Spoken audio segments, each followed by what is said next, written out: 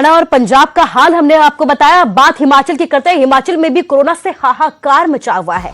Corona की वजह से अभी तक 2453 नए केस पिछले 24 घंटे में दर्ज किए गए हैं। इसके साथ ही 44 मरीजों की मौत हो गई है। कोरोना के से 1610 मरीज ठीक भी हुए हैं। ये एक अच्छी बात हिमाचल से सामने आए हैं। एक्टिव केसों की अगर बात करें तो 20,727 यहां पर एक्टिव केस है। प्रदेश में अब तक 1556 लोगों की कोरोना की वजह से मौत हो गई है। लेकिन बड़ी बात यह है कि तेजी के साथ आंकड़े बढ़ते जा रहे हैं, चाहे वो मौत का आंकड़ा हो या नए केस का आंकड़ा हो। 2453 नए केस यहां से भी सामने आए हैं और पिछले 24 घंटे में रिकॉर्ड 44 मरीजों ने कोरोना की वजह से प्रदेश में दम तोड़ दिया है। रणवीर हमारे संवाददाता हमारे साथ लाइव जुड़ गए हैं। रणवीर, लगातार रिकॉर्ड केस सामने आ रहे हैं, क्या लगता है अब क्या नई सख्ती बढ़ती जा सकती है हिमाचल में? जी हाँ, देखिए कुसुम, इसकी संभावनाएं जो है और बढ़ गई है क्योंकि लगातार जो मौत का आंकड़ा है वो बढ़ता ही जा रहा है। एक छोटे से प्रदेश में एक दिन में 44 लोगों की मौत होना अपने आप में जो है एक बहुत बड़ी बात है और इसलिए आज ये जानकारी मिलकर आई है। कोविड की समीक्षा हर रोज राज्य सरकार कर रही है, तो आज ये जानकारी मिली है कि सभी जिलों के डीसी के साथ जो है मुख्यमंत्री बैठक कर सकते हैं। इसके बाद जो है वो फैसला लिया जाएगा। फैसला इस तरह का लिया जा सकता है। लॉकडाउन की बात तो राज्य सरकार पहले मना कर चुकी है, लेकिन आज स्थिति का जायजा लेंगे। उसके बाद क्या इस तरह का फैसला लिया जाएगा कि सख्ती को और ज्यादा बढ़ाया जा सकता है।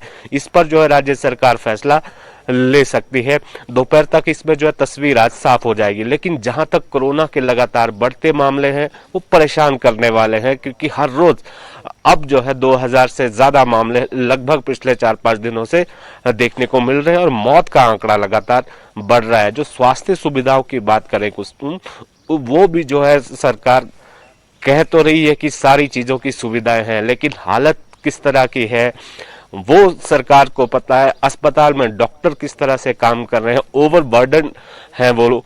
अगर वेंटिलेटर्स की बात करें, ये खबर निकल कर आई है कि हमीरपुर में वेंटिलेटर ना होने की वजह से एक भाजपा नेता की ही मौत हो गई है।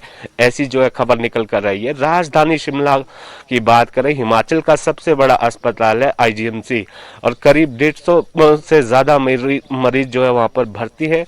वेंटिलेटर की अगर बात करें, आपको हैरानी होगी जानकर कि मात्र 24 जो है वेंटिलेटर आईजीएमसी में है। तो ये सरकार की तैयारी को दिखाता है। ऑक्सीजन की बात सरकार कर रही है कि ऑक्सीजन की कमी नहीं है, लेकिन अंदर जो डिस्ट्रीब्यूशन सिस्टम है, बहुत मरीजों से हमें भी फोन आए हैं कि ऑक्सीजन का लेवल कम होता जा रहा है, प्रेशर जो है वहां पर कम होता जा रहा है। ऑक्सीजन की कमी नहीं है, लेकिन वहां पर पूरी तरह से आपने जो है इंतजाम नहीं किए कि वो लेवल कब कम होगा, ज्यादा होगा, आप किस तरह से एहतियात बरतनी होगी।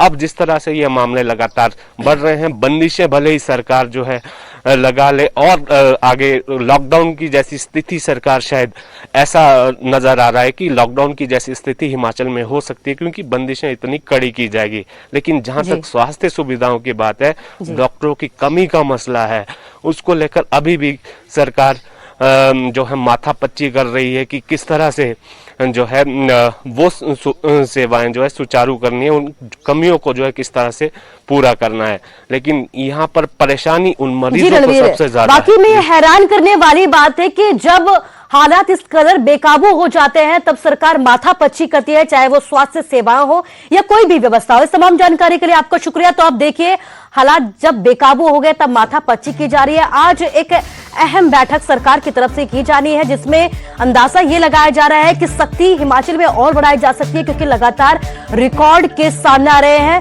स्वास्थ्य व्यवस्था का हाल आपके सामने है। ऐसे में लगातार हमारी भी आपसे ये अपील है कि अपने घरों में रहे, क्योंकि जिस तरीके से रोजाना रिकॉर्ड केस सामने आ रहे हैं, ऐसे में जरूरत है कि आप खुद सावधानी बरतें, क्योंकि स्वास्थ्य सेवाओं का हाल आपके सामने है।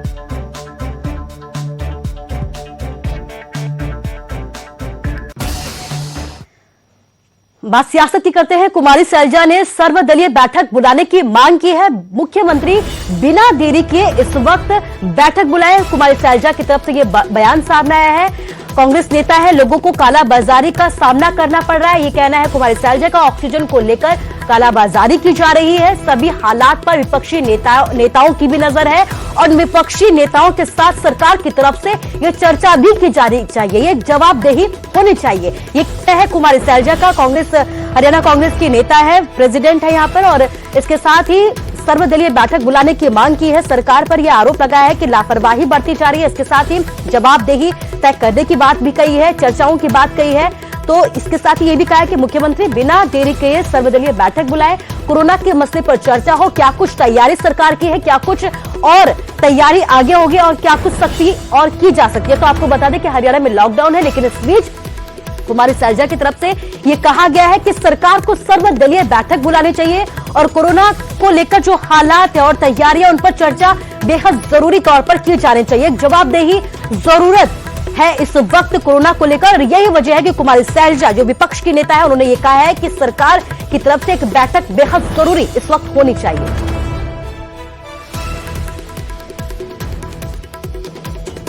मुख्यमंत्री जी से मांग करते हैं कि वो बिना विलंब के सर्वदलीय बैठक बुलाएं, सभी विपक्ष की पार्टियों के नेताओं से बातचीत करें, उनसे सहयोग लें और जो हरियाणा में स्थिति है, ज़मीन पर है, जिस तरह की खामियां हैं, जो लोगों को जिनका सामना करना पड़ रहा है, चाहे काला बाजारी है, चाहे बेड्स उपलब्ध ना हो, चाहे ऑक्सीजन की कमी हो, हर तरह की समस्याओं को डिस्कस करें ताकि एक समाधान निकल सके और सभी लोग इस लड़ाई में, कोरोना की लड़ाई में पूरा मिलकर कार्य करें। तो देखिए, ऑक्सीजन को लेकर हाहाकार मचा है। इस बीच गुरुग्राम जिला प्रशासन पर ऑक्सीजन प्लांट मालिक ने सिलेंडर सप्लाई की बंदरबाट करने का आरोप लगाया, जिससे आम जन को रिफिलिंग के लिए घंटों तक इंतजार करना पड़ा। बावजूद इसके उन्हें ऑक्सीजन नहीं मिल पाई। हालांकि इस पर प्रशासन की अपनी ही दलील है। क्या कुछ दलील दी गई है, आइए देखते हैं।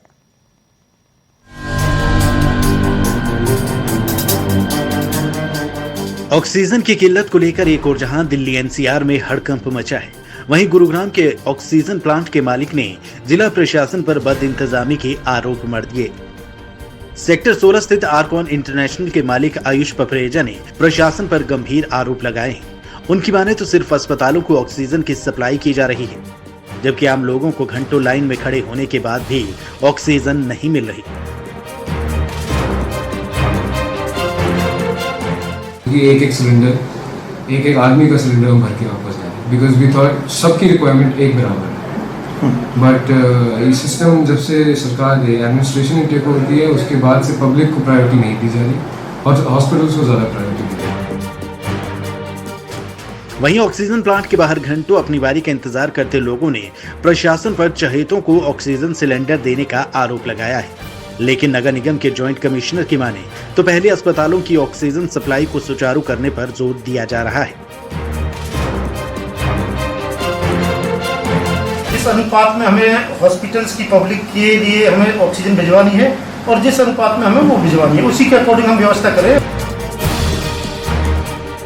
जाहिर है ऑक्सीजन की सप्लाई दिनों दिन चुनौती बनती जा रही है। कई लोग अस्पतालों में ऑक्सीजन की कमी से दम तोड़ चुके हैं और कई गंभीर हालत में ऑक्सीजन या वेंटिलेटर पर हैं। सरकार और प्रशासन अपने स्तर पर कदम उठा रहे हैं, बावजूद इसके ऑक्सीजन की सप्लाई सुचारू नहीं हो पा रही है। धर्मवीर शर्मा, न्यूज़ 18, गुरुग्राम।